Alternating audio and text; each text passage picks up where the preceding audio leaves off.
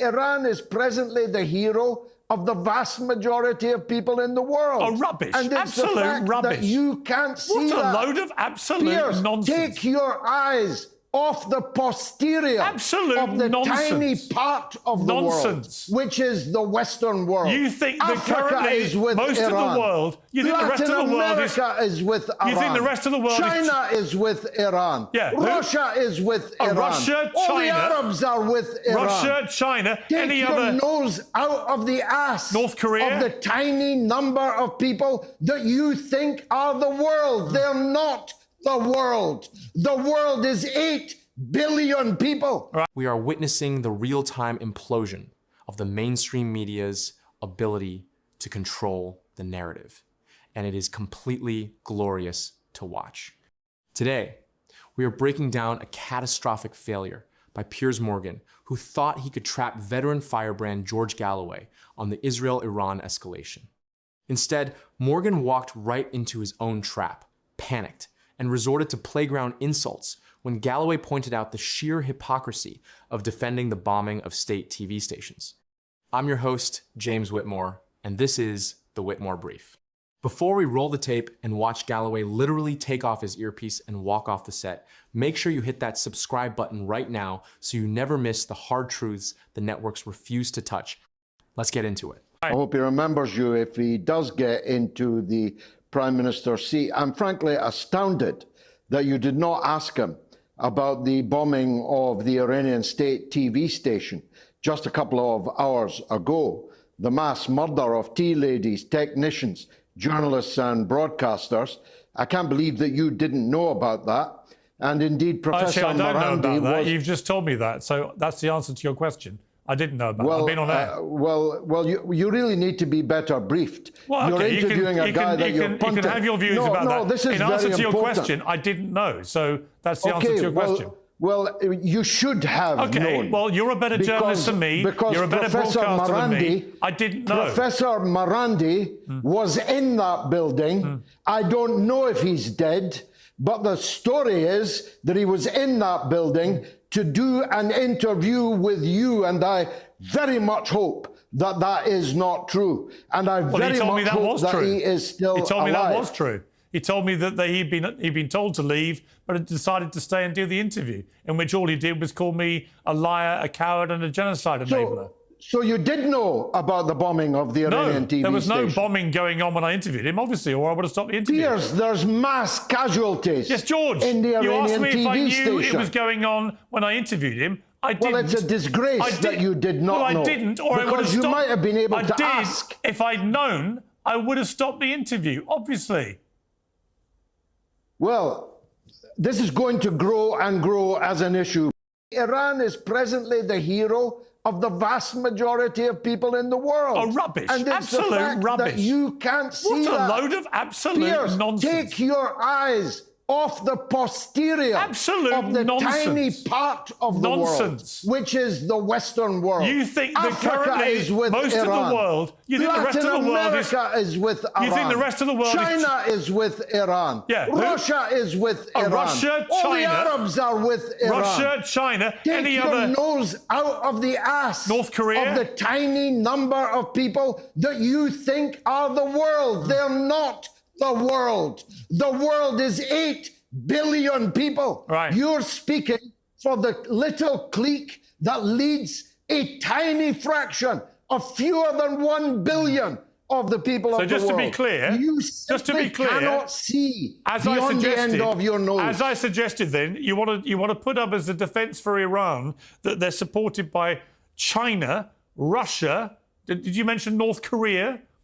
That's a lot of people, isn't it? Oh, yeah. But are they the kind of people, in terms of their own regimes, that we should be taking as good supporters of these benevolent people in Tehran? You're living under Keir Starmer's regime, for God's sake. You're going to blame the British for Keir Starmer? The French are living under little Macron. When did you get the right to decide that 7/8 of the world's population cannot be considered valid because you, Piers Morgan, don't like their regimes? Listen, there's something else you didn't mention, and you must also have known about that, unless you switch your mobile off at 10 o'clock at night, you already know that Iran is giving Israel a bloody good hiding every single night. It's not, though, is it? Described it all. It's not, though, is it? You described it all It's not, though. as a wonderful military operation being conducted by Israel. Let me answer you. As always, the Iranian regime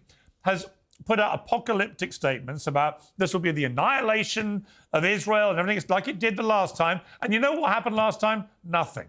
Nothing. They fired a few rockets, Piers. and the dome dealt with them. This time they've got a few. This time they've got a few missiles have got through the dome. But the idea. Hang on. Let me finish my question. The idea that the Israeli Air Force have managed to inflict this kind of catastrophic damage on military commanders, nuclear scientists, nuclear sites, and all of this, and have control of the airwaves in Tehran. And the only response so far has been a few missiles that have got past the dome. Missiles? You say they've been pounding them. They've not been pounding Have you seen Israel. Haifa? They've not been pounding Israel. You are astounded. This is something else you don't know. You didn't know about Marandi. You didn't know about the TV station. I knew what Marandi told me. I knew what Marandi told me. Israel. I knew what Professor Marandi told me. Just to be clear, you don't know about it. Just to be clear, I'll tell you who I believe. Just to be clear about belief. Just to be clear, I believe the mayor of Tel Aviv. Sorry, if I may finish responding to you. Can I quote an Israeli? I believe the mayor of Tel Aviv, a former director of intelligence in the Israeli army, now the elected mayor of Tel Aviv, who says this has got to stop. All right, let's stop right there and break down exactly what we just witnessed. Piers brought Galloway on to defend a very specific establishment talking point, but he didn't do the basic homework on who he was talking to. Galloway corners Morgan on the absolute double standard of defending the bombing of civilian infrastructure. Morgan's defense? He actually pulls out the playbook and says the US and UK bombed TV stations in Baghdad and Belgrade, so it's fair game. Stop and process that for a second. The anchor of a major news show is using the darkest, most controversial chapters of Western military intervention as his moral justification for more strikes today. Galloway immediately flips it on him. Would it be acceptable to target Israeli or British media? And right there, the gears in Morgan's head completely seize up. The double standard is exposed live on air, and because Morgan has absolutely zero intellectual counter-argument, he resorts to shouting that Galloway has lost his marbles. We cannot win this war. That's the mayor of Tel Aviv. I can believe him. I see zero evidence. There is zero evidence that Israel can't win this war as things stand. Zero. Well, why Most are they of asking the United 90% States of the to join damage in? is being inflicted by Israel onto Iran. Pure nonsense, Piers. Why are you so deluded, George? Why is your pathological hatred of all things Israel made you so deluded? Is this something else you don't know? Do you know that Tucker Carlson and Steve Bannon are right this minute on TV debating how if Trump gives in to Netanyahu's begging him to join in and save the day, that it will be the end of the Trump presidency? That it will split MAGA down the middle? Do you not know that either? No, why would I know that? I've been on air. How would I know that? Well, if you're really... Why do you expect me to know things when I'm literally interviewing people like you? I made the mistake, Piers, of thinking you were a well-informed man. I am. But when I'm actually filming my show, it's quite hard to keep up with world events. Don't you have someone that can pass you a note? I've got lots of people that do a brilliant job. That's why I have one of the most popular shows in the world. In your ear? Yeah, it's why my show's a lot more popular than yours, because I'm better at it than you. So stop the lectures about how good a journalist I am, or how good a broadcaster I am, or how good my team are, because if you were so good, George, you'd have a lot more people following you, a lot more people watching you. But most people think you become a delusional loon, and I think that's sad. My dad is bigger than your dad. Not my dad, just the number of people that watch my show massively dwarfs yours. My dick is bigger than your dick. Are you really down to that, Piers? Well, I've got some evidence that it isn't, but I'll not go there because I'm actually astounded at the sheer ignorance, which I'm being very kind and calling it ignorance. I could easily call it lying. I could easily call it willful ignorance. Of course you could. That you didn't know there's tea ladies lying dead in the Iranian TV station. To be and clear, you interviewed Bennett and didn't even mention it to him. To be clear, I'm being told by my team in my ear as we speak that outside of Iran, there has been no independent verification of what you are saying. So It's you are on believing. television, So you are believing the It's words on of the television. Iranian Open your phone. regime. And You forgive can me. see the And video. forgive me if I will wait for independent corroboration before believing what the Iranian regime says. You don't believe that are an Professor Iranian Marandi. regime stooge You don't believe who believes that anything Professor they say. Marandi, your frequent guest, that gentleman, was bombed He's not a gentleman. today. He's not a gentleman. Oh. I think most of the people who've ever watched him think he's a gentleman. No, I don't think he's a gentleman. Lying. I think he's a very disingenuous man who spews a lot of bullshit. They don't think he's actually. lying, Piers. They don't think he's lying. Oh, they do, George. They do.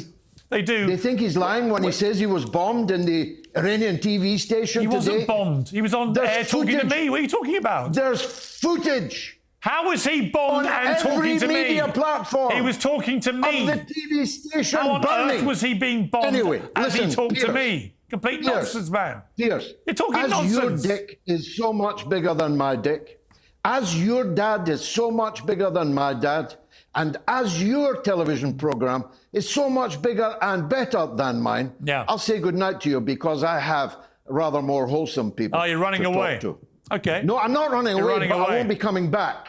Because I made the mistake of thinking that you were an honest man. In fact, you're a slippery. Well, it's okay, because I never made that mistake with you. So don't worry about it. I never made that mistake with you, George. I always thought you were thoroughly disingenuous and you prop up these evil regimes for reasons that completely baffle me. And you think you're the right guy. You think you're the honest guy. And actually, you know what? You're the kind of guy that one minute you call me a rat, the next minute I'm your hero and you're praising me. It's pathetic. Is that why you ask me onto your show every single week, Piers? Sorry? Every single week. I've got the texts. Every single week you ask me onto your show. Because I'm all these things you just accused me of? No, I don't mind having you on to challenge you. No problem. Every week? You ask me every week? You came on, I think you apparently last week. We last asked you on 6 weeks ago. Why are you lying? We haven't asked you on the 6 weeks. You asked me to come on 6 weeks. Every single 3rd of May we asked you last time. 3rd of May. You're lying. Your dick may be bigger than mine. George. Your dick may be bigger than mine. 3rd of May. Your show may be bigger than mine. But I'll tell you what, Piers, you're a busted flush. You know what, George? We're about to pass 4 million subscribers on Piers Morgan Uncensored, and you're walking off because you can't handle the heat. This is what happens when the 1 billion person Western bubble collides with the 7 billion person global reality. The establishment is terrified because their traditional tactics, shouting down dissenters and demanding unquestioned loyalty to interventionist policies, are failing. When Galloway drops the earpiece and walks off, it wasn't a retreat. It was a total rejection of a rigged game. He refused to legitimize a host who operates on the premise that one side's media is journalism while the other side's media is a military target. They can hurl insults all they want, but you, the viewers, see right through the facade. The old media guard is desperately trying to police a narrative that has already escaped their control. Let me know in the comments down below, who do you think really lost their marbles in this debate? I'll see you in the next brief.